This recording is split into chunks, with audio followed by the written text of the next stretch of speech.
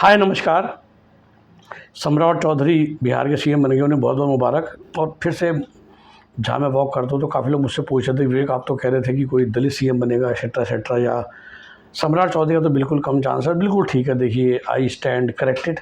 और बड़ा आसान होता है गलती करने के बाद पोस्ट एनालिसिस करना, बट फिर भी चूँकि आप में से कई मेरे चाहने वाले पूछ रहे तो मैंने एक कॉमन वीडियो बना देता हूँ। आई थिंक बीजेपी ने फिर भी सोचा ही है, तो लेकिन मैंने कहा ना, जैसे किसी को अगर एक 7 से 8 क्राइटेरिया होते हैं, वो जो कॉमन 6 क्राइटेरिया थे उसमें डेफिनेटली सम्राट चौधरी फेल हो रहे थे। He is not a old BJP timer, he is not RSS guy. वो बंदा नहीं है जिसने अपना खून दिया है बीजेपी को। ही is not a clean Chhavi guy. Actually उनकी एजुकेशन को लेके बहुत डाउट है। He doesn't represent any great cast community. OBC तो वैसे बीजेपी में बतेरे भर के पड़े हुए हैं। दलित नहीं है, जो मुझे लग रहा था कि किसी दलित सीएम को चुनेंगे, क्योंकि इंडिया में कोई दलित सीएम फिलहाल नहीं है।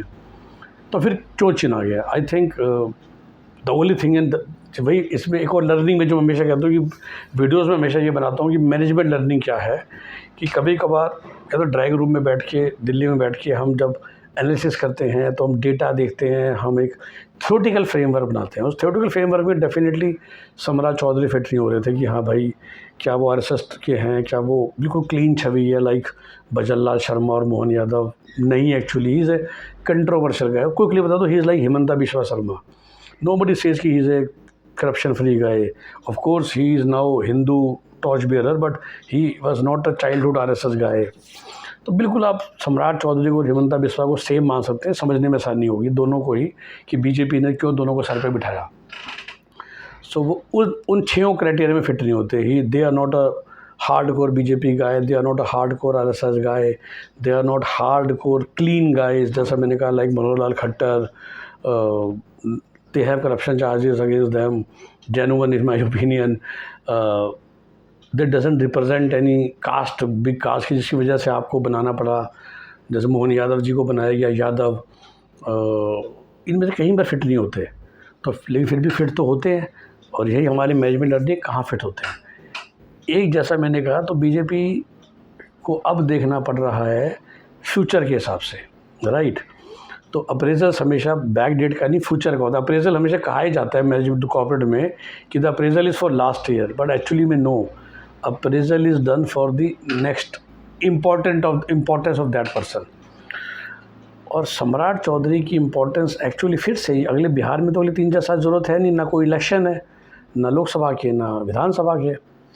बट सम्राट चौधरी को एक बड़ी पोजीशन देना एक मैसेज देता है।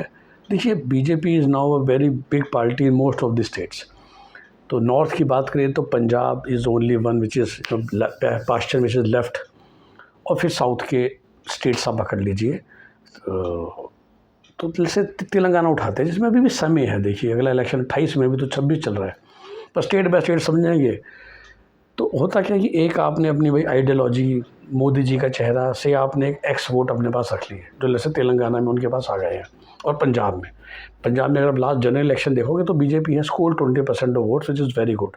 That is Modi face and एक ओवरऑल हो रहा। अब जो नेक्स्ट लेवल ग्रोथ आती है, वो आती है जब आपके पास ना एक मिड टायर लीडर्स जुड़ने शुरू करते हैं। जैसे हम कहते हैं हरियाणा में, लेट्स एग्जाम्पल बोल रहा हूँ, एक हुड्डा साहब को सब जानते हैं। फिर हुड्डा साहब की नीचे की लेयर होती है, और फिर उससे नीचे की लेयर होती है। जो उससे नीचे की लेयर होती है, ये होते हैं, समझ लीजिए, ब्लॉक अध्यक्ष। ये होते हैं पॉपुलर समाज सेवी कह लीजिए, जो मर्जी कह लीजिए, जिन्होंने एक अपना समाज में पुराना रुतबा बना रखा होता है, बड़ा इस्टेब्लिश रुतबा होता है लोगों का। अब ये जो पुराना रुतबा है ना, ये लोग कैश करना चाहते हैं। अब ये रुतबा ऐसा होता है कि ये बंदा अगर शिफ्ट करेगा ढंग से, तो they can actually bring 10 to 20,000 votes from left to right. अब आपको ये बंदे पकड़ने हैं। ये बंदे पकड़ने के लिए आपको मैसेज देना होता है इनको, क्योंकि इनको क्या सिखाया गया है कि तुमने पार्टी को 20 साल दिए, 25 साल दिए। अब तुम अगर बीजेपी में जाओगे, पार्टी चेंज करोगे, कोई तुम्हें पूछेगा नहीं। मतलब एक जिला अध्यक्ष को या मंडल अध्यक्ष को क्या मिलेगा?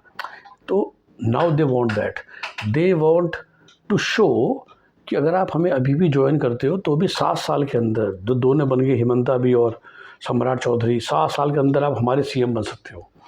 सो लेट्स से जो पंजाब में लेट्स से कोई कांग्रेस के पुराने कार्यकर्ता हैं, कुछ एमएलएज हैं, करंट आम आदमी पार्टी के एमएलएज हैं, जब एक एमएलए शिफ्ट होता है तो एमएलए की अपनी लोकल साख होती है। मतलब वोट कैसे पड़ता है, एक होता है पार्टी के लिए वोट, जो आँख बंद करके वोटर एक सिंबल को दे के आता है, एक होता है ओवरऑल बड़े नेता का, वो मोदी जी, राहुल गांधी के नाम पे, ममता बनर्जी, केजरीवाल के नाम पे। तीसरे भी तो होते हैं ना, वरना तो किसी को भी हम कैंडिडेट बना देते, कि जो कैंडिडेट होता है कि उसकी कितनी लोकल जान पहचान है।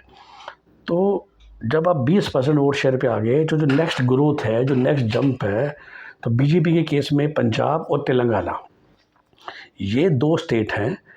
देखिए आंध्रा तो फिलहाल उन्होंने चंद्रबाबू नायडू पे छोड़ दिया, तो ज़्यादा पंगे नहीं लेंगे।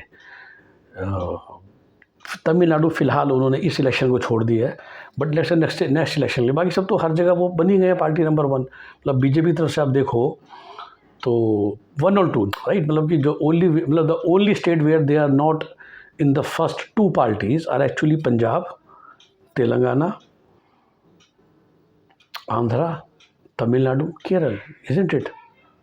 ओनली 5 स्टेट्स जहाँ पर बीजेपी को वो नेक्स्ट लेवल ग्रोथ चाहिए, जहाँ पर वो पार्टी 1 या 2 नहीं है एज वी स्पीक टुडे।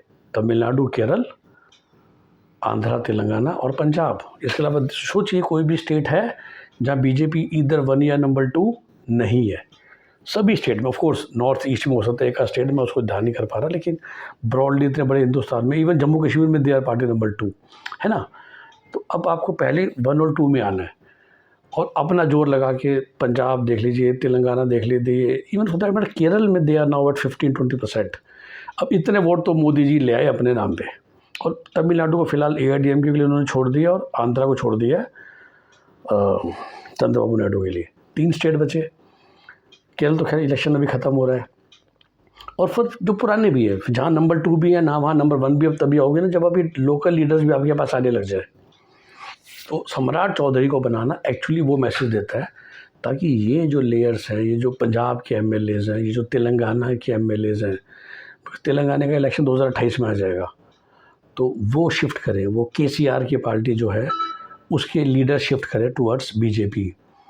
तो बस फिर वो ग्रोथ मिल जाएगी, एंड इफ़ नॉट सरकार, at least they become number 2। I am sure both in Punjab, Telangana, अगर मैं 2 स्टेट की बात करूँ, Kerala for this year, of course they are very far from Kerala, but उनका टारगेट तो ये, केरल में शायद ये टारगेट होगा कि 4-5 MLA असेंबली में पहुँचे तो थोड़ा हमारा नाम हो जाए। एंड पंजाब और तेलंगाना को देखें तो अब नंबर 2 में तो है, विच मीन्स ग्रोथ के लिए आपको वो लीडर्स चाहिए, और सम्राट चौधरी वो एक मैसेज देते हैं। Second factor can be, which is absolutely, जो हमें पता ही नहीं चलता जब दिल्ली में बैठ के, maybe is a great administrator, because as a political party आपको एक अच्छा एडमिनिस्ट्रेटर भी चाहिए जो एक टफ स्टेट को चलाए। Maybe Samrat Choudhary fits into that bracket also, but in 2 dimension के अलावा even I am surprised why he is chosen. तो जैसा मैंने कहा, इधर इज़ ए ग्रेट एडमिनिस्ट्रेटर, तभी डिप्टी CM बनाया गया होगा, क्योंकि शायद वो जो होम मिनिस्ट्री चलानी भी तो है ना, वो पुलिस पे कंट्रोल, वो जो पुलिस के थ्रू गुंडों को टाइट करना, और he is also minister of finance. तो maybe is a great administrator, like Modi ji थे अपने ज़माने में जब वो गुजरात के CM थे। अब सेंट्रल मिनिस्ट्री में आपको बहुत सारे मिनिस्टर्स मिलते हैं, जयशंकर वगैरह, जो प्योर मेरिट पे हैं।